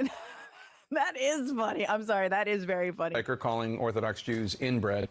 Piker has also posted comments such as these, where he unequivocally sides with Hamas, calling them the lesser of two Israels compared to the lesser of two evils compared to the government of Israel. Piker has since apologized for his comments on 9/11, but he stood by the rest. He's accusing others of taking him out of context. In a Wall Street Journal op-ed, the leaders of the Democratic think tank Third Way write, quote, Mr. Piker is anti-American, anti-women, anti-Western, and anti-Semitic. No Democrat. Wait. My favorite critique, and we're going to get into this, of Hassan from the Third Way. Again, this is like people who are like, we really need Joe Manchin out there. Joe Manchin should run for president. We're going to recruit Joe Manchin. Absolutely. A guy who says, I'm going to stop all progress except for the progress that's on my land. I want every other piece of land to die. We should frack it to all hell. And I want to get rich. You know, I want to make sure that my daughter is getting rich off of, what was it? A diabetes insulin distribution, right? Like we should get rich off farm, except for if it's on my personal property, then I think there should be strong environmental protections. Correct. Third Way wanted to recruit Joe Manchin. Third Way is awful, okay? And they're out here with these op-eds about Hassan Piker, calling him anti-Western, which is such an Islamophobic slur. Like, what do you even mean? True. How can you say anti-Western with a straight face and not either like? That is just white nationalists. That is a Steve Bannon, Nick Fuentes, white nationalist talking point. And they're out here. You know, this is in the Wall Street Journal. Left-wing anti-Semites are savvier than Nazi endorsers on the right who marched in Charlottesville. Yes, they're effectively saying Hassan is savvier and more dangerous than the Nazis in Charlottesville. Many American Jews, including us, abhor Israel's current leaders, but criticism of Israeli policy isn't anti-Semitic. The Israel-Hamas war was a humanitarian catastrophe for Gazans. Settler violence against Palestinians is appalling. Okay, Okay. What are you doing to change any of those things? And they're already past tensing the genocide in Gaza. Already. They're like, that was bad. But wait for it. The Jew haters on the left go much further than what? They go further than Nazis? They go further than Charlottesville Nazis. You have got to be fucking kidding me. The Jew haters on the left go much further. They use loaded words taught in social justice seminars. Apartheid, genocide, settler colonialism. Social justice, school, class, Amnesty International, social justice seminars. Apartheid, genocide, settler colonialism. They use words of genocide scholars and talk about genocide. They push age-old tropes about Jewish wealth and influence, Epstein class, turning tax the rich into tax the Jews. In no world has Hassan or any leftist been like, you know what tax the rich means? It means tax the Jews. That is a figment of Zionist imagination, and we have seen that. We've seen that over and over again. And it's actually deeply anti-Semitic, because every time a Zionist is like, you know what? I forgot which op-ed it was right before Zohran Mamdani's election, where they were like, you know, when I hear tax the rich, don't you all hear tax the Jews? And everyone's like, no, why would you think that? Why do you hear that? Oh, because you're being anti-Semitic by saying all Jews are rich? Exactly. Let me introduce you to my husband, okay? Support his Patreon too. No, so this is the kind of smear. And let's just couch this, guys. The hatred around Hassan, this is now week 2, if not week 3, of this barrage of hatred coming at him, stemming from a right-wing onslaught, trying to twist his humanitarian mission to Cuba, a mission that dozens of other people went on, but y'all don't want to talk about them. They did the exact same thing. Maybe they didn't stream, maybe they didn't have as big of a platform, but they also delivered goods and delivered, medical supplies to the people of Cuba. But we don't want to talk about that because there's not a celebrity attached. But anyway, they're the ones who are like, he stayed at a 5-star hotel. Why does he have nice glasses, And it has now snowballed into a discussion around Hassan and the Democratic Party, stemming from this article on Politico, why some Democrats want to shut off Hassan Piker's megaphone. And it also is dovetailing with the Michigan Senate race. And everybody knows on this show, and everyone must know, that we ride with Dr. Abdul Al-Sayed. We ride with him because, of course, he believes in Medicare for all. Not only that, he wrote the book on Medicare for all, co-wrote it with Bernie Sanders. We need a fighter for Medicare for all in the Senate, to say nothing of his stances on foreign policy and the genocide in Gaza. So that is number one. And Dr. Abdul Al-Sayed, who's been on the show, is going up against 2 centrists, all right? Haley Stevens, who's gotten $9 million from AIPAC, and Mallory McMorrow, who basically is like, as Abdullah Sayed has said, like every time he takes a position, she tries to sort of like 2 months later, will take the same position, has praised the IDF, has courted AIPAC money, but now calls it a genocide. She's a total, Johnny come lately, and she's not polling even that well. And Abdullah Sayed has been campaigning and will campaign with Hassan Piker in Michigan for his Senate seat. And that is what's tipping off all of this condemnation.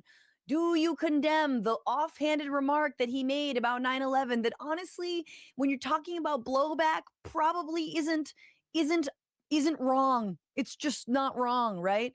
I don't know if I would say it, but like, I would say that blowback is a very real thing when you talk about our support for Israel throughout the world, our support for colonialism and wars and intervention, torture, etc. We should see those things coming. So Politico surveyed 14 potential 2028 Democratic presidential candidates, asking whether they would appear on a live stream with Piker if invited. Only 3 definitively said they would, which is very funny because they haven't been invited. But Cory Booker, Ruben Gallego, and Alyssa Slotkin all said they wouldn't go on Piker's stream through spokespeople. Mr. Piker's terrible comments about Jewish people, 9/11, and other areas aren't the kinds of conversations Cory participates in. This is Cory Booker, and he will not be joining him on the stream. Bitch, you weren't even invited. You weren't even invited. So, the people who said that they would, like Ro Khanna, like Gavin Newsom, by the way, which I am so here for a Gavin Newsom Hassan Piker stream. Look, guys, I know people want to hate on Hassan. I totally feel you. Like, I've been there, dude. I've been like, this guy, why? Yeah, just because he streams 8 hours a day, including weekends, he should not have this many followers. Just because he's like insanely handsome. And then you listen to him and you're like, I agree with you. Hassan, you're great. Actually, you're dope. Actually, you're politically right on most things, and you're on the good side. And he's made that very, very, very clear over and over again. And it's just so crazy that people like Alyssa Slotkin go on Bill Maher, of all places. Alyssa Slotkin, former CIA, has consistently said, after the Democrats lost in 2024, which is what centrist Democrats love to do, is that, no, we need to man up. We need to be alpha. We need to we need to buck up.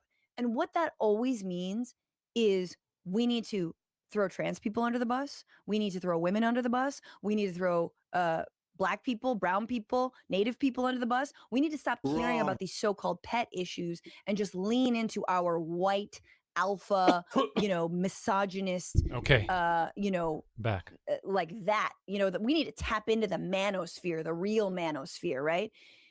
And Hassan's out here trying to de-radicalize some of these young kids, and so here she is saying that, and later, of course, also condemned Hassan. I think for me, what is important going forward, whether you're a Democrat or Republican, is like the American people. They're telling us something. They want something different out of their government. They want some alpha energy from their leaders. And they certainly, whether you agree with them or not, are getting that from some of the Republicans. And my plea to my own party is like, can we have a little bit more alpha energy, punch, and believe in what we believe in, and show people that we give a shit, and be simple about addressing the needs that they care about the most. And that has been a struggle. And I'm here to be a part of that change. You could run for president for me on that one. You could run for president for me, defending men's rights. Yeah. You want someone to be alpha, to speak directly to people about what they need and care about. I hate to break it to you. And again, I wish I could be that person for fucking young boys, but I'm not. Hassan is quite literally the person that you're talking about, who speaks very plainly, does not speak in wonk. Correct. Okay? Is deeply accessible, and he's out there talking about what people want: a right to housing, health care, an end to the climate chaos, Literally right now, an end of wars, but not from talking. a reactionary perspective, an end to funding Israel. Come on now.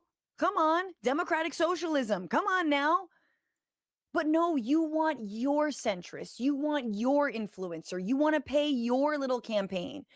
You want, you want your little Brian Tyler Cohens out here. All right? We know who you want.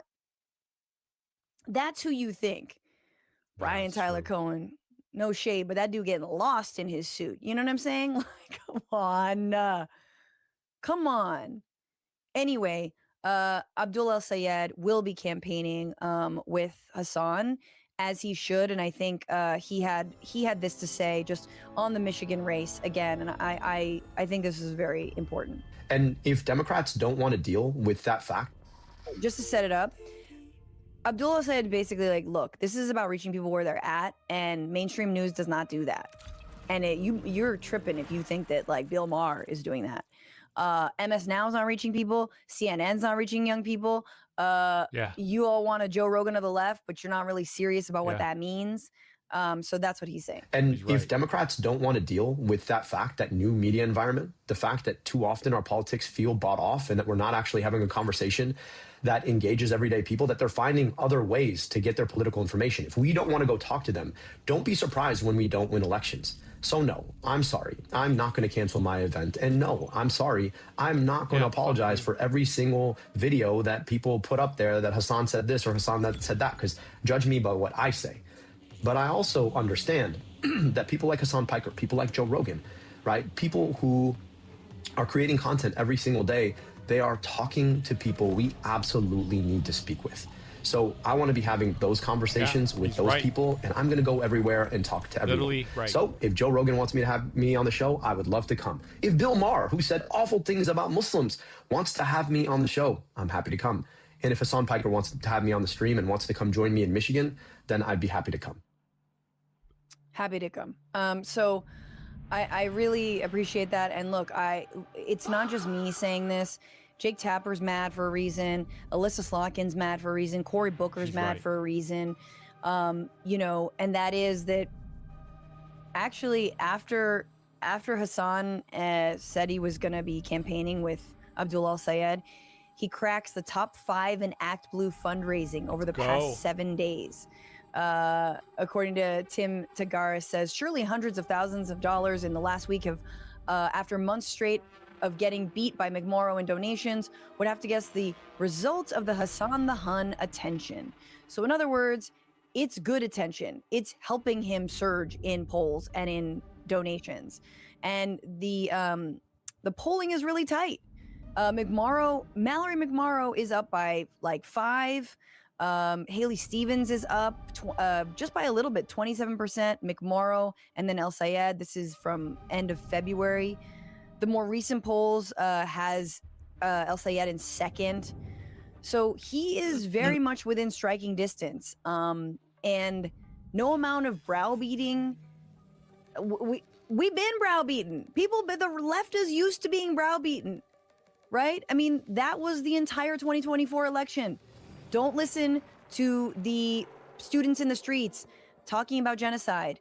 We're going to browbeat you because we're claiming you are anti-Semitic. Right? That's what we're doing. And you need to shut up and just vote for our centrist who inspires nobody. What's going on, Frantifa? If you haven't already, subscribe to this channel right now. Hit that button. And also, you can become a patron and all we got for news today, folks.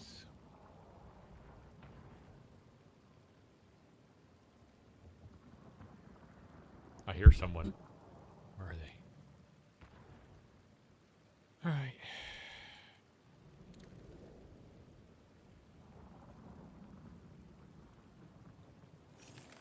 It's a long game, folks.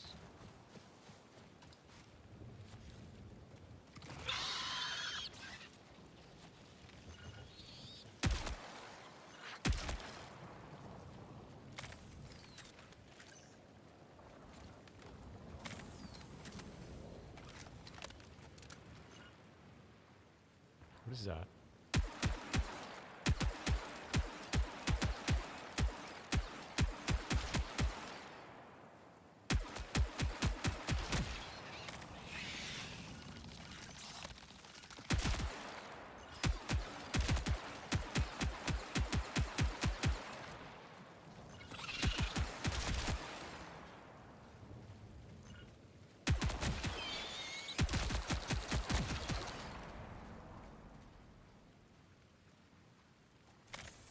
Fucking Christ.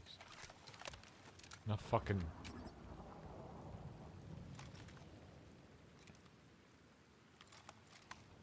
Sounds like we got 3 more weeks of war, boys. 3 more weeks of war. It's great.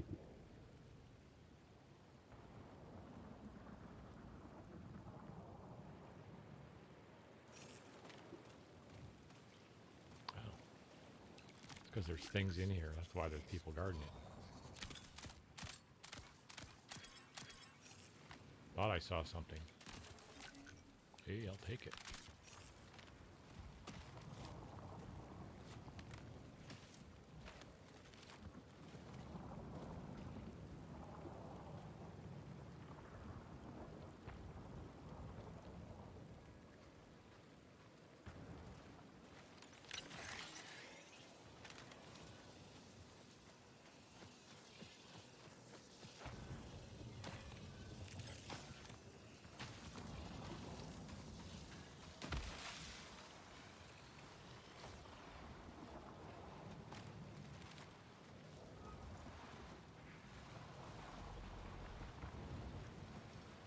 is he, dude?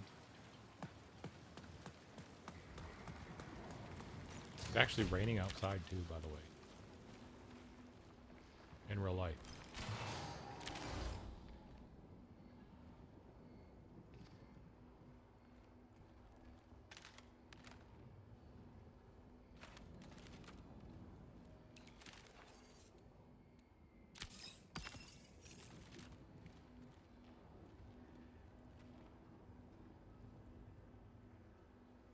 We're on the way to the moon, boys.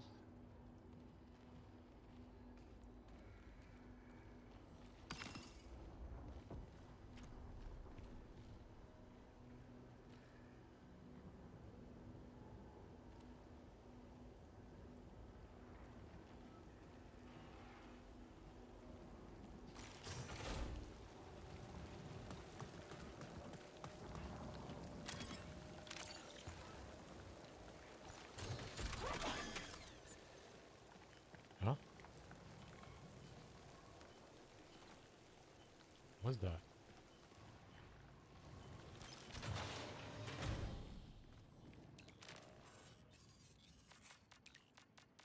Someone behind me? Sounds like it.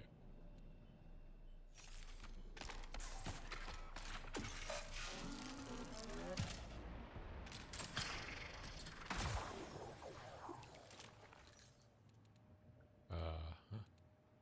Okay. We don't want something. We don't want this.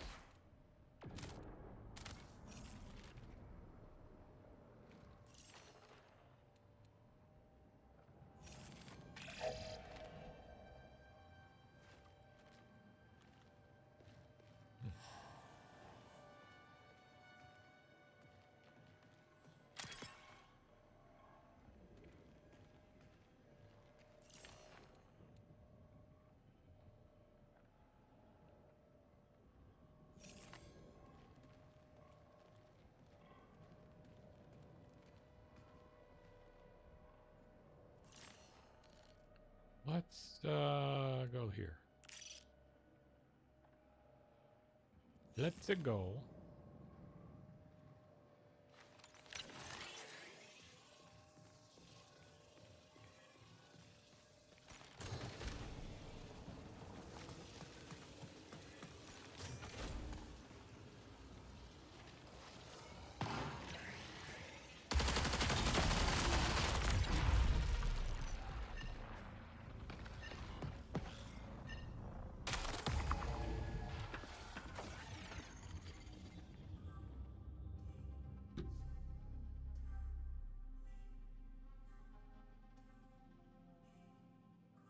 How did he kill me?